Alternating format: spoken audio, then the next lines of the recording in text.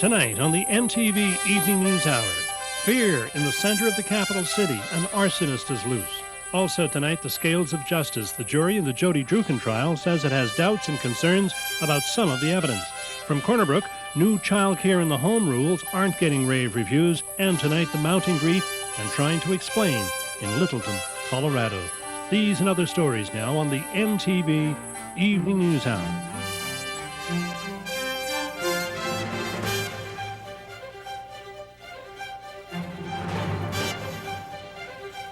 The award-winning NTV Evening News Hour with Fred Hutton, Lynn Burry, and Tony Marie Wiseman. Good evening, I'm Larry J. sitting in for Fred Hutton this evening. Also in our newscast, the country's police chiefs are calling for changes in the way possession of marijuana cases are handled. We'll have that story in detail. Deirdre Eyre will be by with a look at the complete weather forecast. But first, here's Tony with tonight's top story. Thank you, Larry. We begin tonight with a report on a wave of fear sweeping a St. John's neighborhood. Someone is setting fires in the downtown section of the city. In the past year, there have been 9 fires in the downtown, 7 of those in the Field Street Mary Meeting Road area. As NTV's John Tompkins reports for us tonight, the fear of more fires is putting area residents in a panic. It's tiring after a while. Heidi Hogan hasn't had a good night's sleep in weeks, and it shows. Ms. Hogan and her 2 roommates share a home on Field Street, and they are terrified that an arsonist who has been lighting fires in the area will strike again soon.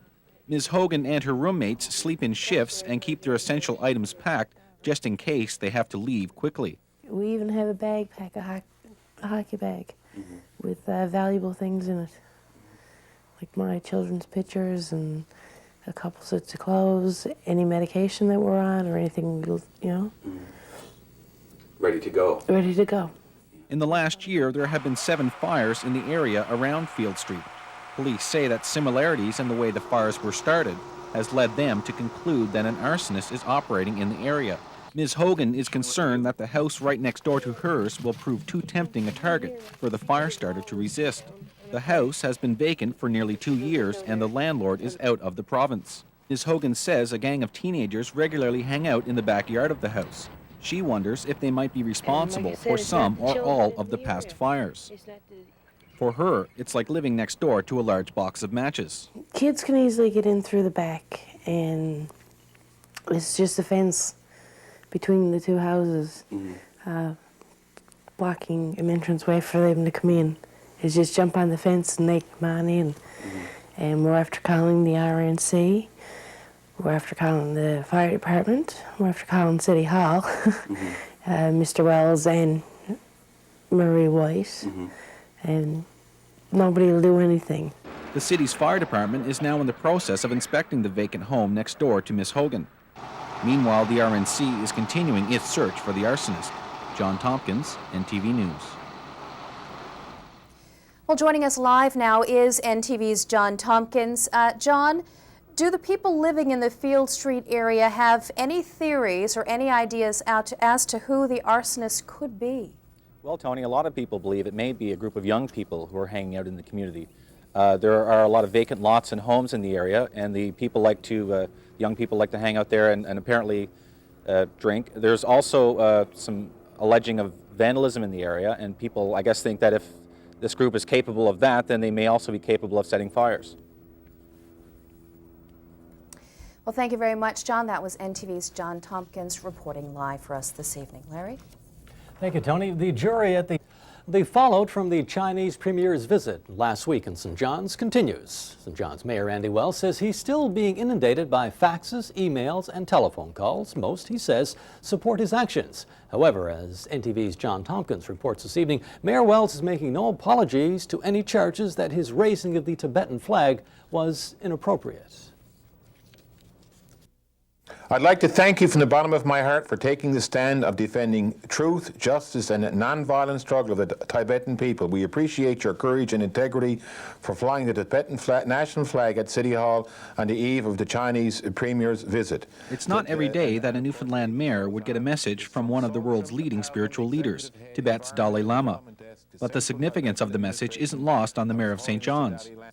Since raising the flag of Tibet during Chinese Premier Zhu Longqi's visit last week, the national and international media have been reporting on what at first seemed to be a minor act of protest. However, reflecting on his actions today, Mayor Wells says he had no idea how quickly the raising of a flag would grab the world's attention. I was really absolutely flabbergasted by first of all, by the response to the Chinese government, which is what gave the story its resonance. If the Chinese government had ignored this probably wouldn't have gone beyond the boundaries of St. John's, I don't think, or probably of Newfoundland. Out of the hundreds of messages he's received from around the globe, Mayor Wells says the vast majority are overwhelmingly positive. As for some members of the Chinese community, at home and abroad, who say Mayor Wells had no right to comment on China because he doesn't know China, the mayor disagrees. He insists he's very well informed of the human rights record and actions of the Chinese government. In China. So I don't need any lectures from any representatives of the People's Republic of China in this city or in this country with respect to what is going on regarding human rights in China today. We know from the Harry Wu's and the Wei Jingxings and the other Chinese dissidents who've managed to escape to the West and who've documented systematically the level of abuse, torture, murder, incarceration, arbitrary arrest, arbitrary confinement that has persisted in China and persisted this very day. Despite some criticisms that he may have seriously overstepped the boundaries of his office, Mayor Wells says he does not regret his decision to fly the Tibetan flag. The mayor also says that, unlike some members of council, he knows when it's time to do the right thing and suffer the consequences. John Tompkins, NTV News. The shooting tragedy at Columbine High School in Colorado has sparked a number of what some people are calling copycat incidents. And as NTV's John Tompkins reports this evening, one local psychologist says a strained education system is partly to blame. They had black trench coats on. They were shooting people and throwing grenades and stuff. It's a tragedy that appears to be repeated again and again. The shooting deaths in Columbine High School in Colorado have been copycatted with the tragedy in Tabor, Alberta, and again this past week in Atlanta, Georgia. The Columbine massacre has also sparked off an endless number of lesser but still disturbing events in schools across North America, including here in this province. Dr. Gary Jeffrey is an educational psychologist at Memorial University. He says it's difficult to explain why some youth are acting so violently.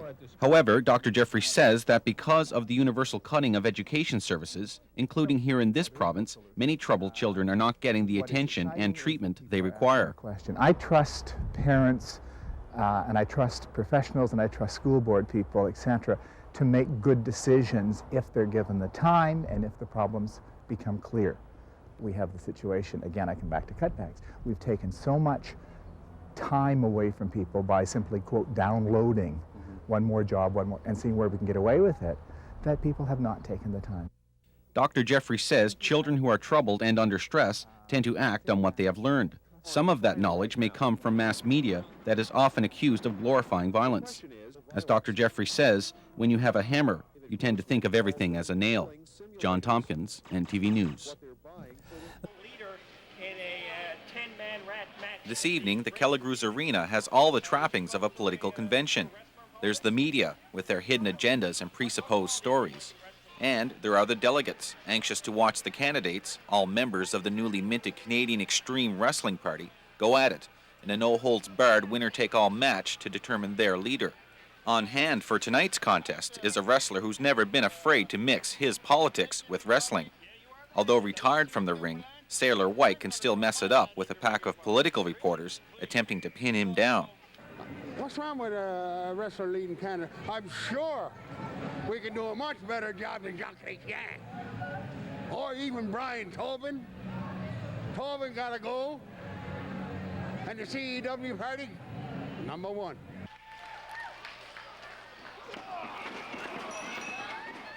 Finally, the night's big event begins. 10 candidates will fight it out in the ring. The last wrestler standing will lead the Canadian Extreme Wrestling Party. As the contest begins, the political combatants start to debate some of the finer points of their party's platform. As they argue over which direction their party should take, the contestants are struggling to carve out their own unique niche on the political spectrum. Tempers flare as the debate heats up.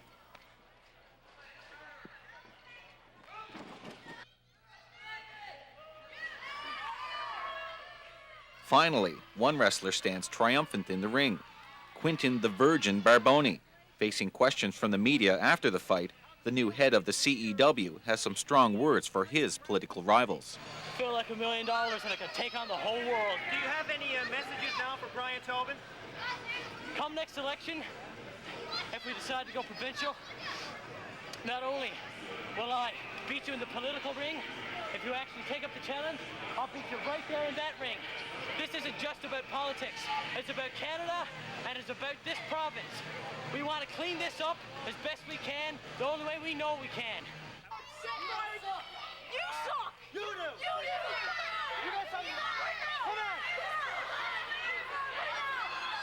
You stupid newfies!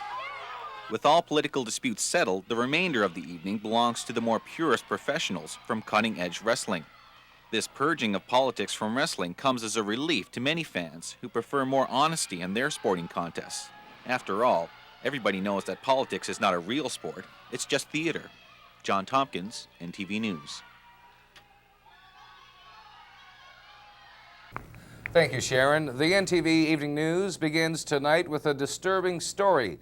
They're being called drive-by assaults by the police, and it appears to be a phenomena that has residents in the city of Mount Pearl worried.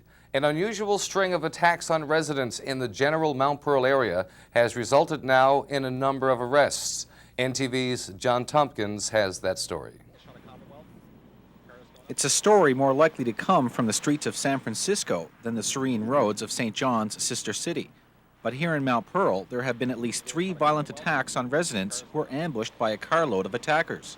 Police say there were 3 main incidents of what they call drive-by assaults. The assaults began at a house party in Mount Pearl when some uninvited guests showed up. A fight ensued and one male received injuries to the head and face. That same weekend, on early Sunday morning, 3 males were walking along Ruth Avenue when a vehicle approached them. These 3 were also attacked and beaten. Police believe that assault involved the same attacker, and another incident has occurred since that weekend. A lone female was walking along Olympic Drive when a car pulled up to her. She was chased by a number of males, but escaped unharmed. So far, 3 males have been arrested, resulting from an investigation into the assaults. 2 are young offenders. One of the accused, 19-year-old Jeff Hocko, made his appearance before the judge in provincial court this morning. Mr. Hocko is facing 5 charges of assault. RNC Constable Paul Davis is based in Mount Pearl. He says the 3 drive-by assaults are unusual for the city where he works as a community-based police officer. And usually Mount Pearl is a quiet suburban community, and any community you go to, from time to time, you have isolated incidents where people conduct themselves in this way, and that's appeared to what happened here. We have some young people, young adults, and youths who have conducted themselves on a couple of occasions in ways which are totally unacceptable. To some, the use of the word drive-by to describe the assaults could imply the work of organized gangs. Constable Davis insists that's not the case. No, I don't think we have gangs. What we have is young people who are friends, who spend a lot of time together, and they engage in activities, if they be good or bad, quite often together. And it's not unusual to find criminal offenses committed by people when they're with their friends or with other people. Quite often you'll have break-in entries, thefts, when there might be 2 or 3 people involved at the same time, and this is that type of thing. Police are continuing to interview witnesses to the assaults. However, it's not known if further charges are going to be laid. In Mount Pearl, for NTV News, I'm John Tompkins. Well, having said all that about the heat, wet conditions and cooler temperatures in the province have prompted government to lift the ban on outdoor fires. The lift takes effect at midnight tonight. Officials are advising people, however, who will be burning brush and lighting campfires to exercise extreme caution. They also say that the ban could be imposed again if conditions warrant. Well, for about 20 years now, the Newfoundland Screech-In has become a tradition that is meant to welcome visitors to the province. But some people feel the tradition is degrading. And as NTV's John Tompkins reports for us this evening, a recent profile of the ritual in the national media has given new life to an old controversy.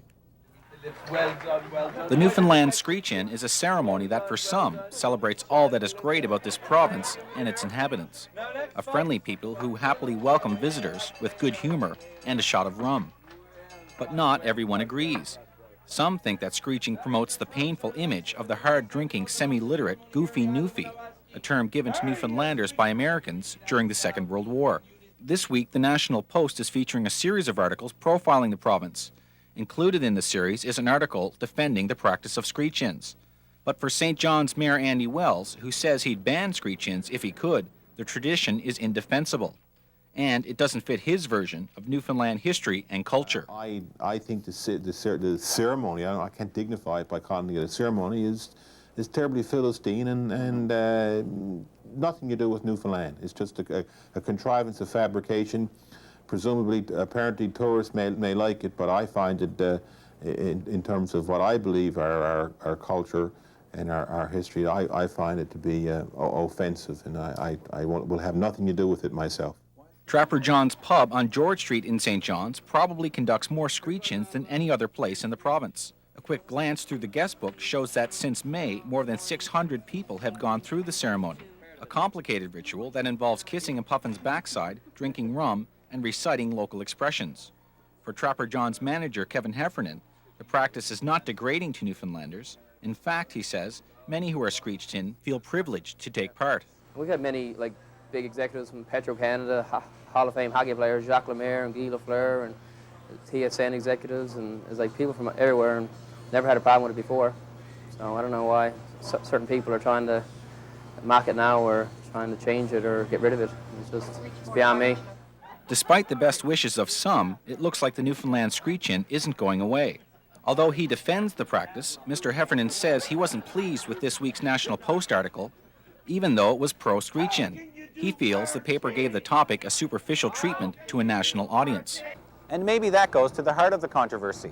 It's not the screech-ins themselves. It's that when some people from away look at this province, even with affection, all they can see is a sou'wester, a thick accent, and a bottle of rum. John Tompkins, NTV News. Thank you, Sharon. A crewman from the freighter ship Cast Performance is lucky to be alive tonight.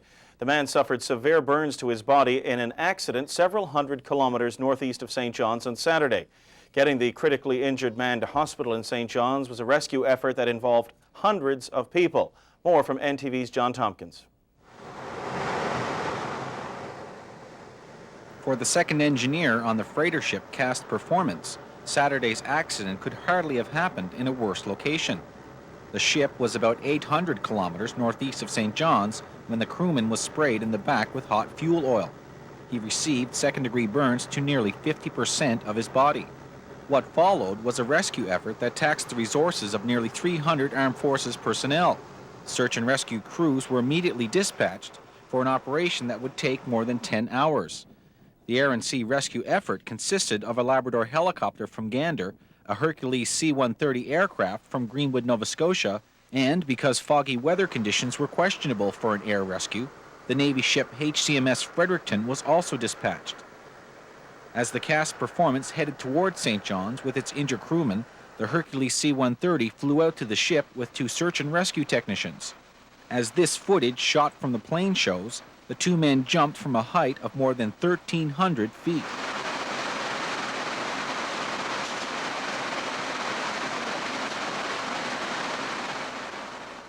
Parachuting into the choppy waters of the North Atlantic. Sergeant Barry Doyle was one of the 2 who made the jump from the Hercules. As a search and rescue technician, he's trained and expected to make this type of a rescue on a regular basis, in all kinds of weather. Once Sergeant Doyle boarded the freighter, he spent 6 hours treating the injured crewman while the ship made its way to the Labrador helicopter. Because they were making way closer to Newfoundland, the chopper was able to get to us. We ended up doing a hoist from the boat to the chopper. We put the patient in a basket, which is called a Stokes litter, and brought him on the chopper and came into St. John's. How's he doing? You know? I haven't heard today, but he was very good when we dropped him off. He was stable. His vitals were very good considering. The HCMS Fredericton's commander Peter Avis says the meeting of 2 ships on the water along with the Labrador and Hercules aircraft was a rescue that went off with military-style precision. And so as the time grew near, there was about 2 miles visibility all around the Cast Performance. And from his perspective, he would have seen Hercules fly out of the fog, and about 1 minute later, Fredericton coming out of the fog at 30 knots and altering around to provide assistance, and then the Labrador coming in to a low hover, all within 2 or 3 minutes. It was a decidedly military sort of event. After traveling nearly 1,000 kilometers across the North Atlantic, the injured crewman was taken to hospital in St. John's. The injured man is now being treated at the burn unit in the Health Sciences Center in St. John's. His condition is described as stable. John Tompkins, NTV News. Back to news to everyone. Returning briefly to our top story, of course, that illegal walkout by nurses in the city of St. John's protesting the suspension of a co-worker. We're going to go live now to the parkway outside the Health Sciences Center in St. John's. NTV's John Tompkins is standing by. Good afternoon, John. Hi, Fred. I'm down at the Health Sciences Center at the entrance, where it's been pretty noisy for a while, but things have quieted down now. With me is Nurse Juanita O'Leary. And Juanita, can you tell me why you're out here today? We're out here today for freedom of speech, for patient safety, to support one of our co-workers who we feel was reprimanded for freedom of speech. We want to ensure that patient safety is an issue that we are permitted to talk about in the public domain. Mm-hmm. Now, how many people are on strike this morning? It's really hard to give you a number. You can see from behind me probably 125 here right now at the picket line, maybe 150. There's some at the Miller Center. Plus other hospitals around the island are doing information picket lines throughout the day at different times. So there's probably about 6 more hospitals around the island who are showing support for what we were doing here today. Now, what is the effect on services inside the Health Sciences Center? I understand that the outpatient clinics are cancelled, but on the wards we have a full complement of nurses, and actually on some of the wards it's even extra. I talked to one gentleman today who was going in to get some blood work done, and he decided to cancel that in support of the nurses' strike. Do you find you're getting a lot of that today? I'm not sure really how many people have turned themselves away from coming in for services, but I know that the public is giving us a lot of support. They've brought us cool drinks and snacks, and they're tooting the horns to us, and some businesses have turned away because they won't cross our picket line. Now, a lot of people have been asking, why isn't Debbie Forward here? She's the president of your union. Why isn't she here in support of this strike? Well, this is a branch issue right now, and our branch organized this. Came from the members themselves. We understand that our union is not permitted to assist us in an illegal strike. That's what this is. And we don't expect them to come here to support us because we know that that is not permitted. Well, thank you, Juanita. Well, Fred, we'll have more on this story later today. The Nurses Union is going to hold a press conference at about 3 o'clock, and where we'll hear from Debbie Forward. Back to you. NTV's John Tompkins reporting live from just outside the Health Sciences Center, of course, where nurses are staging a one-day illegal walkout to support a co-worker who was suspended last week for writing a letter to the editor of the Telegram. As John mentioned, we'll have more on that story for you tonight at 6. Right now, though, we're going to...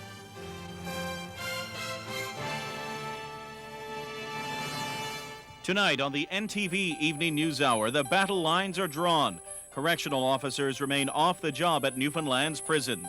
Also tonight from the halls of justice, former Leaf Greg Smith faces a charge, and a Supreme Court of Canada decision could impact on a local case alleging child pornography. These stories plus the price of booze goes up and gas goes down. And this evening, part 2 of our very dramatic series on bone marrow donation, the ties that bind.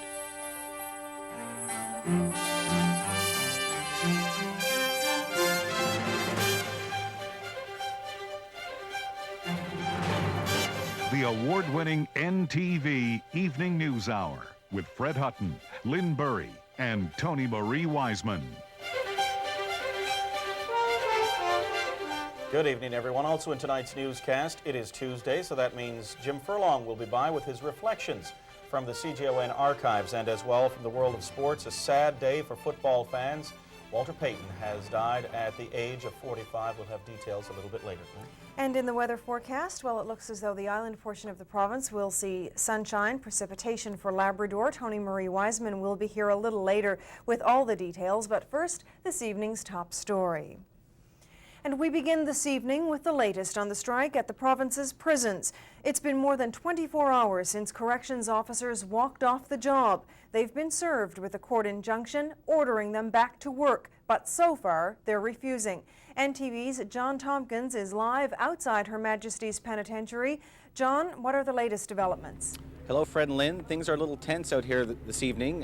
There's some word that the RNC may be coming in 2 busloads in about an hour, and whether that will involve some arrests or the bringing of some prisoners in from Bishop's Falls is not known. Now, Nate made some overtures to the Department of Justice to have a meeting today, but Justice Minister Paul Dix said that's not going to happen until the strikers return to work. Despite being served a court injunction ordering them back to work early Monday evening, more than 200 corrections officers who work in the province's prison system are still off the job. Workers say the walkout is for several issues concerning staffing and security, and the filling of a temporary position, they say, violates the collective agreement. The Department of Justice has condemned the strike as illegal, and on Monday evening, the Royal Newfoundland Constabulary was brought in to help out at Her Majesty's Penitentiary in St. John's. Getting the officers into the building proved tricky, but a bait-and-switch tactic was successful. While a large group of strikers blocked the RNC from entering the front of the building, the real action took place in the back, where a van and 2 police cars got through the back entrance. The successful entry by police clearly frustrated the strikers. Inspectors went in. Through the back? In through the back. We couldn't get through. Jesus, I had to flag these people down to get up her. Holy fuck, but the cops were here with the fucking, there was about 10 cops, sir, and they were there with the camcorder, right? Yeah. And we tried. That's all you can do? That's all we can do. So there's fucking gone in. There's 2 inspectors gone in. Yeah. And there's, and Corker fucking went in. Where's the boss guy? Right? The boss is left. No, this is the smallest crowd down there tonight. There's only 4 of us down there tonight, see? Yeah. NAPE senior negotiator Leo Pudister had few kind words for the RNC. Live true to their name, right? Constabulary. They put the scab on us. Things were quieter at the picket lines this morning. However, during a brief visit, NAPE President Tom Hanlon said just what he thought of the Department of Justice's attempt to end the strike with a court injunction. We're here. This is a political protest. This is not like an economic strike in which we're trying to bring the economic pressure on an employer. This is a political statement that things are intolerable for the men and women that work in the institutions across the province. So the real issue is whether the Department of Justice is going to address those issues and address them as soon as they can. The president of NAPE had requested to meet with Justice Minister Paul Dix concerning the illegal strike. However, a brief press release from the department said that would only happen if the corrections officers returned to work. They refused. Things were relatively calm at Her Majesty's Penitentiary in St. John's today until early this afternoon, when tempers were raised when a replacement worker left the building for a few minutes and then attempted to get back inside. Stand off now. I probably don't know which key to use.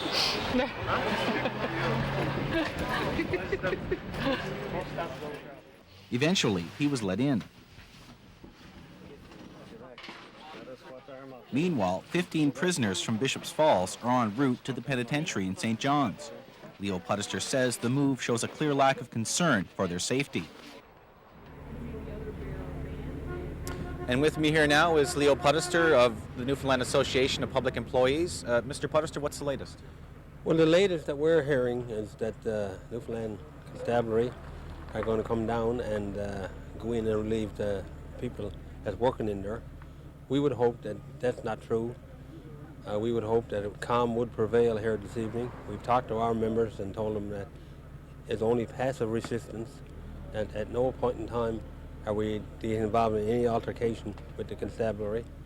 I'm now calling on the Minister of Justice to get some talks going on this situation, because everyone is becoming frustrated. We've been here now going on 48 hours. He's management people are in there working 48 hours. Everyone's stressed to the max. I'm sure the inmates are stressed, we're stressed, and it's time to get some discussions going on this and try to get it settled. Now, things have been pretty good so far. You had a few tense moments today, but nothing serious. Now, if this, what we expect to happen, happens within the next hour, do you expect some violence? No, I'm not expecting violence, but I'm expecting once the constabulary comes and start towing people away, and especially if they're going to use their pepper spray like we've been told they're going to do, you never know what would happen. We've impressed on our members here, calm should prevail, but I can't speak for 150 people. We're only asking them to sit and don't do anything. What's the mood out there right now? She's really frustrated. You look over there, so some people are upset because we see the issues should have been settled before we even got out, and now they're going to become worse. I mean, if there's a confrontation here tonight, that becomes the issue. Everyone's going to be talking about then there was violence on the picket line. And that's not where we're not out for violence, we're out for to get a settlement of these ongoing problems that we've had for some of them to go back a couple of years, and it's time for someone in the Department of Justice to ask what's the common denominator here, and we're pointing at one person. Well, that's the latest from Her Majesty's Penitentiary in St. John's, so we'll keep you posted of any further developments. Back to you, Fred and Lynn. Thank you very much, and that's NTV's John Tompkins reporting live outside Her Majesty's Penitentiary in St. John's. Fred? Before we leave you this evening, we're going to check in one final time with NTV's John Tompkins, who is live outside Her Majesty's Penitentiary in St. John's, of course, and give you an update on the situation involving the strike by corrections officers down there. John, what's the mood down there? There's talk of some tension, perhaps maybe fear of violence. What's the mood like? Has it changed over the last hour? No, it hasn't, Fred. If anything, it's intensified. There's a sense of the inevitable here, as it appears within a half an hour the RNC will be coming here to escort sex offenders from Bishop's Falls into the prison. And I just want to remind people that the RNC face a fair challenge here. These aren't your typical civil servants that are in this strike. These are people who work in prisons. They're used to confrontations and dealing with violence. So we hope that nothing of that sort will break out here tonight, but it's pretty tense here at this moment. Back to you, Fred. NTV's John Tompkins reporting live from outside the penitentiary, of course. We're going to be keeping a close eye on that situation for you throughout the evening. A former Catholic priest convicted of sexually abusing 36 boys in the 1960s and 70s took the stand today at Supreme Court. Kevin Bennett testified at a civil case filed against the church by the boys he abused. NTV's John Tompkins reports. Today, lawyers for the 36 victims of Father Kevin Bennett heard from the convicted sex offender himself. The civil case against the church is to determine if it is liable for the actions of Father Bennett. When questioned by lawyer Greg Stack this morning, Mr. Bennett recounted his time spent as a Catholic priest in the 1960s and 70s. He was questioned about the meaning of his vow of celibacy. Greg Stack asked Mr. Bennett if it meant that any sort of sexual activity would be sinful. Mr. Bennett said yes. The 66-year-old priest was first charged with a number of offenses, including gross indecency, in 1989. He pled guilty and served 4 years for his crimes against young boys. Much of today's questioning focused on how much church leaders did or did not know of Mr. Bennett's offenses. Mr. Bennett recounted a meeting he had in 1979 with Bishop Richard McGraw. He said the bishop asked him if the sexual assaults happened. Mr. Bennett said he admitted that they had. While employed as a priest, Father Bennett served in Stephenville, Port-au-Port, Stephenville Crossing, Codroy Valley, and St. Bernard's. And while giving his testimony, he gave a chilling insight into the workings of a sexual predator. When asked by Mr. Stack if he invited boys on boating trips with the intent of a sexual encounter, he replied, "I never took them with a sexual purpose in mind because I would convince myself that that wouldn't happen. I would be wrong." Following that admission, Greg Stack read out the names of all 36 of Father Bennett's victims, requesting that he answer yes to every single one to confirm he had sexually abused them.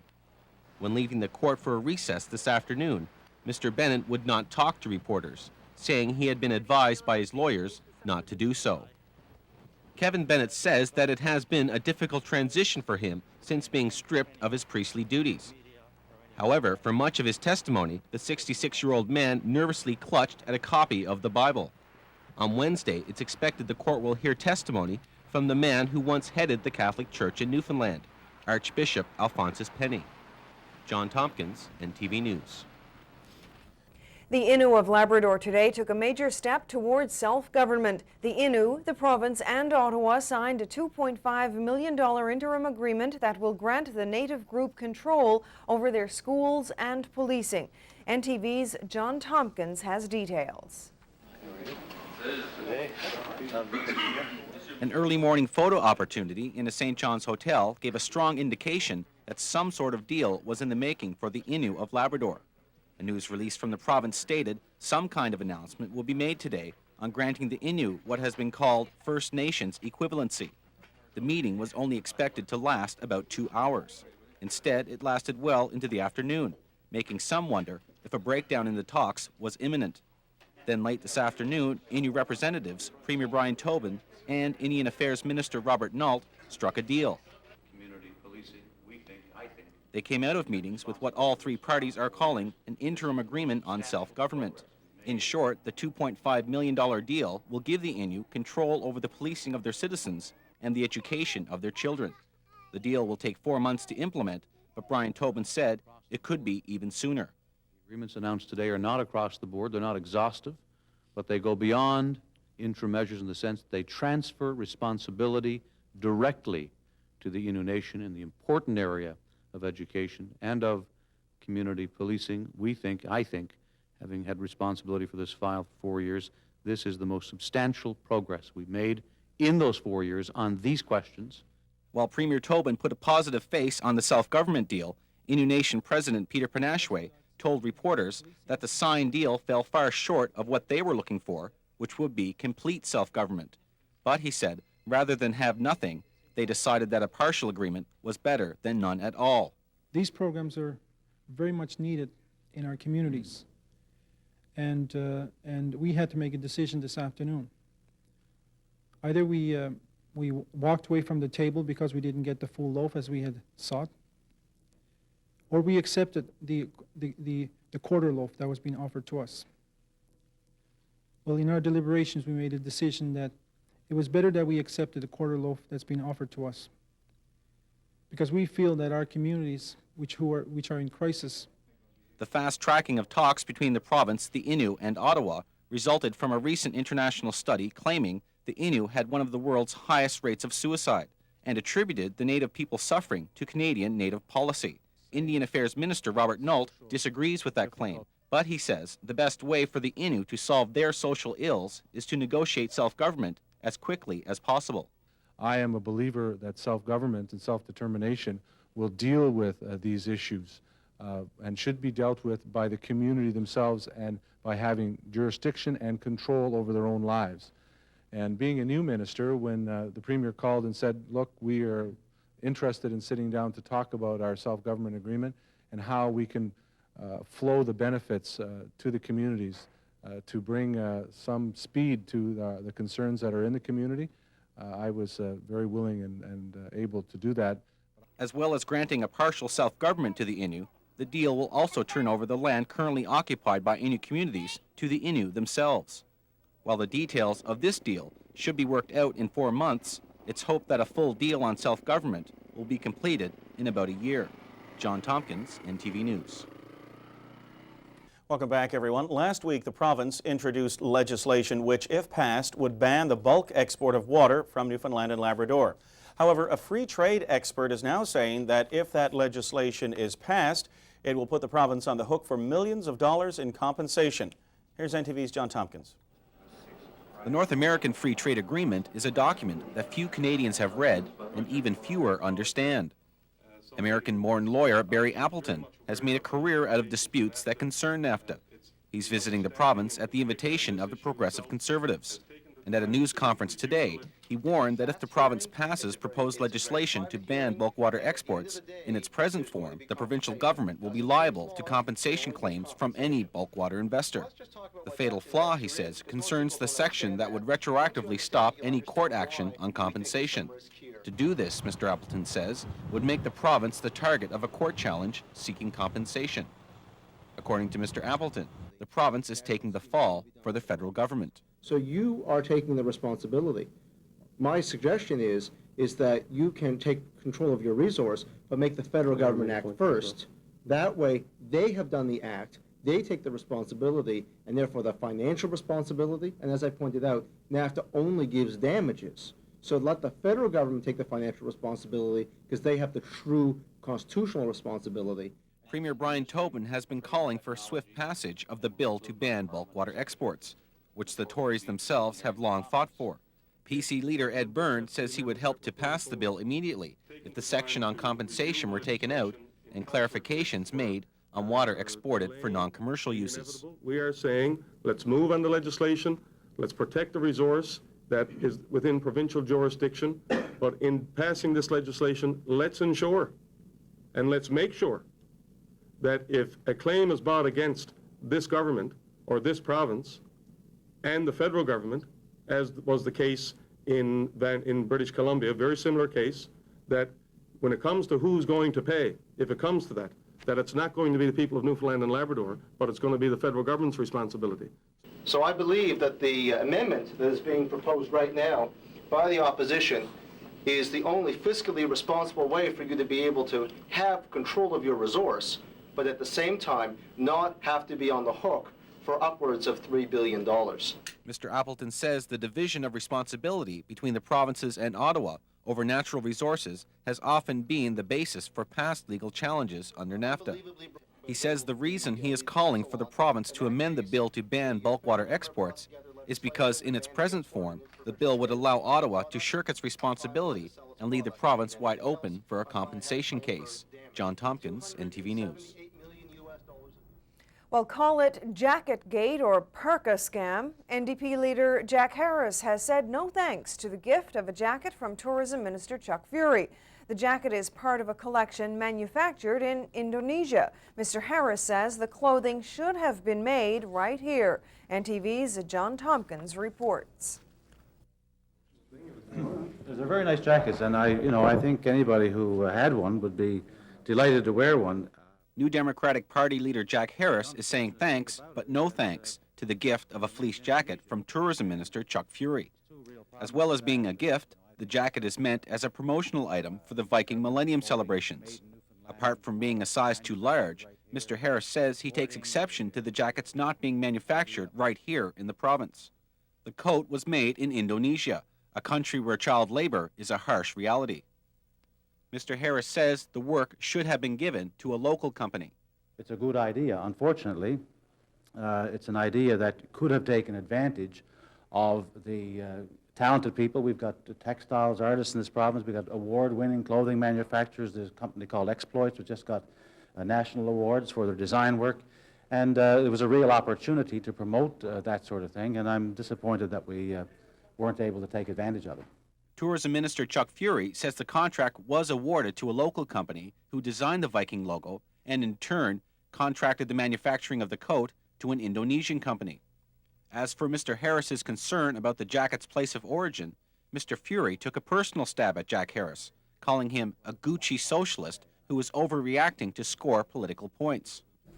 Way overreacting. I'd like the media to go into his house, open his closets, and have a look at his clothes and see if any of it, he or his wife, is from the third world. Where does he invest his hundreds of thousands of dollars that he makes from his law practice? In stocks? Are any of those in third world countries? Ask him. So could we look in your closet as well? Absolutely. Listen, you can look in my closet. You can look right down to my underwear if you like. Perfect. No problem. And what will we find? You'll find a lot of it made in North America. Attacks on personal wardrobe aside, Mr. Harris says a number of local companies could have and should have made the coat. One St. John's company, Specialty Apparel, makes similar clothing items to the Viking coat. They've done work in the past for the province for the Cabot celebrations and Soiree 99.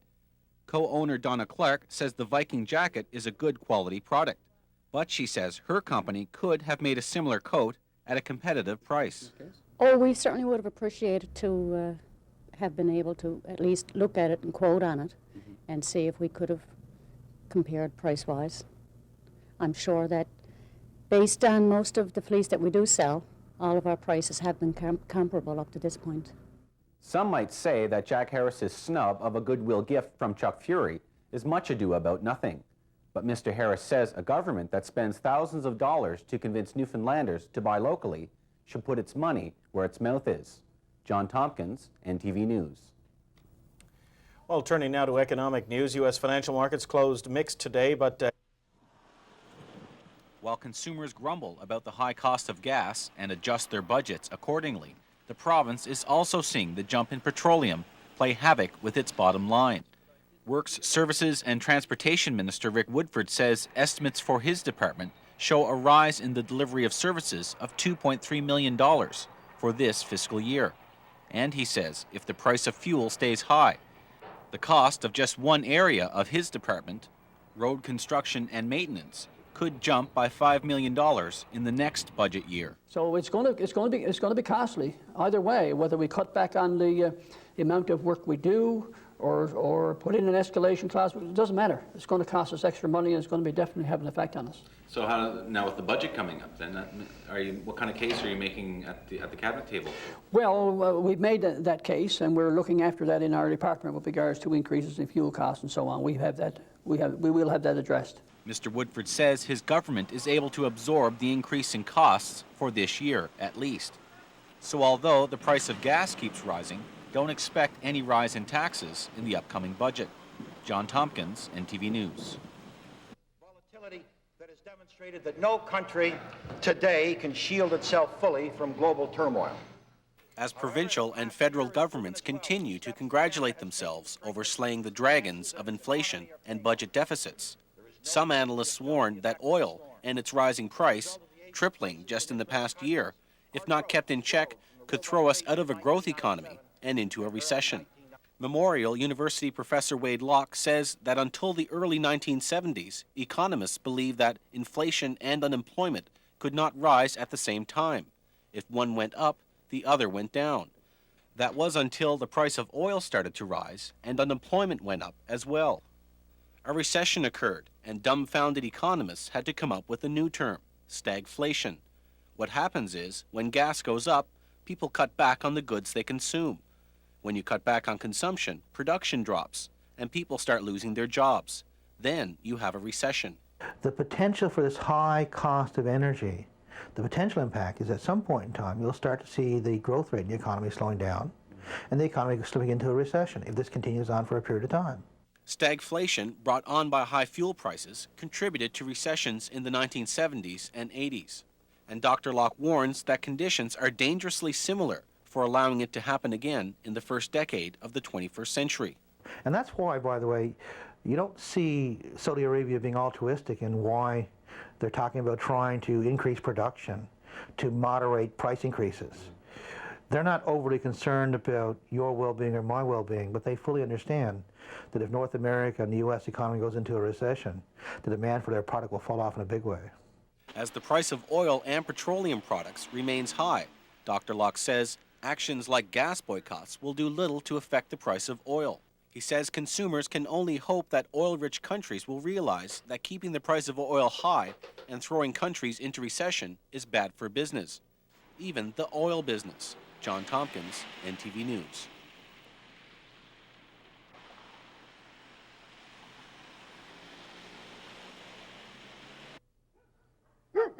Fire hydrants are peppered throughout the northern peninsula town of Trout River, but their purpose is more decorative than practical.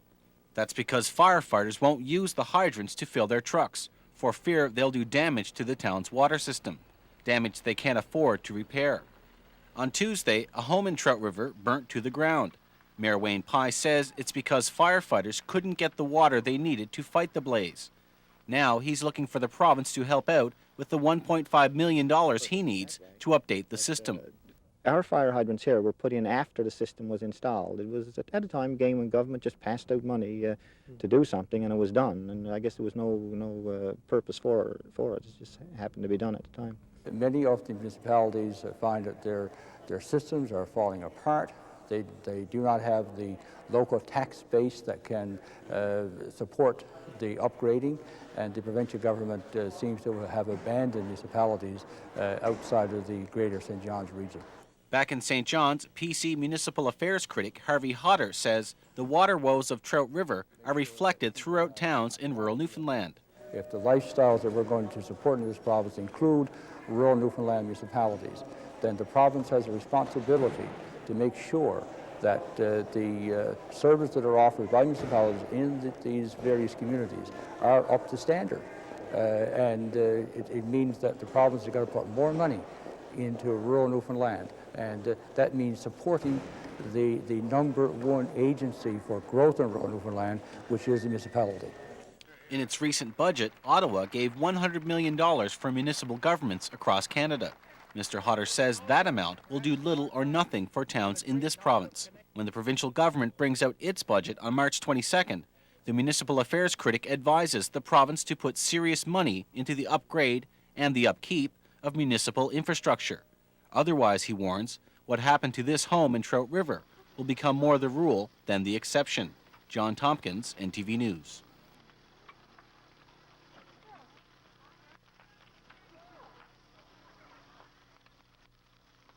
For St. Peter's Junior High School in Mount Pearl, it's been a tense few weeks since someone left a message in the boys' washroom, threatening a tragedy similar to the Columbine massacre.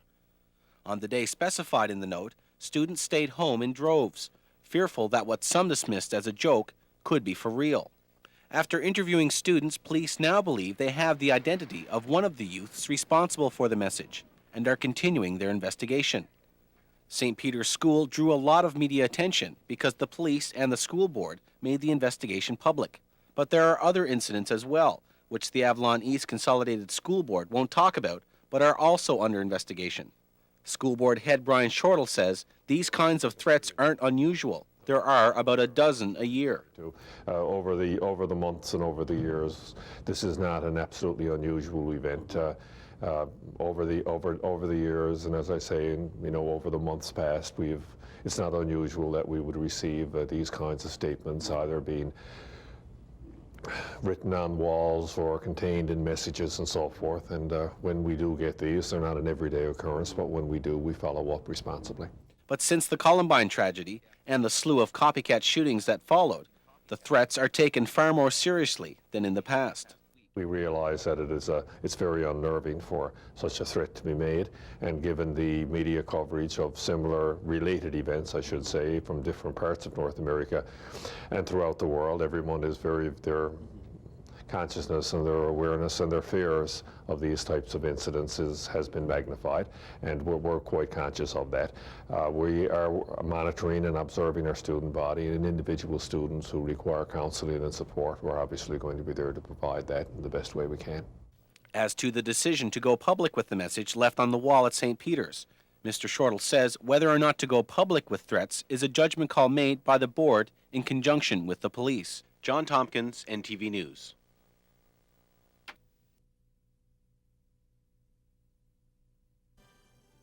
And we begin this evening with the threatened crab stocks. The Department of Fisheries and Oceans has confirmed what many have feared. The future of the crab fishery is in doubt. The linchpin of this province's modern fishing industry could face reduced quotas in a season that was scheduled to begin next week.